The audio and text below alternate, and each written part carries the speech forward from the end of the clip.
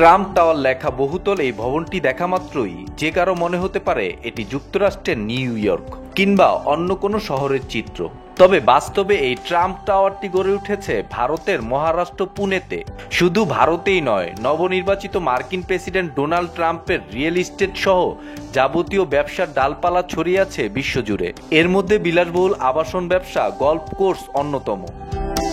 White হাউসে ট্রাম্পের প্রত্যাবর্তন নিশ্চিতের পর যুক্তরাষ্ট্র ভারত সম্পর্ক আরও গভীর হওয়ার সম্ভাবনা বেড়েছে। এতে যুক্তরাষ্ট্রের ট্রাম্প টাওয়ারের সংখ্যা ভারত টপকাতে পারে বলে মনে করছেন প্রকল্প সংশ্লিষ্টরা। এক যুগে 4টি ট্রাম্প টাওয়ার তৈরি করেছে ভারতে থাকা ডোনাল্ড ট্রাম্পের রিয়েল এস্টেট পার্টনার। নতুন করে মুম্বাই, পুনে এবং উত্তর গুরুগ্রাম শহরে ট্রাম্প টাওয়ার তৈরির সিদ্ধান্ত নিয়েছে প্রতিষ্ঠানটি। পরিকল্পনা আছে নয়ডা, হায়দ্রাবাদ এবং বেঙ্গালুরুতে টাওয়ার গড়ার।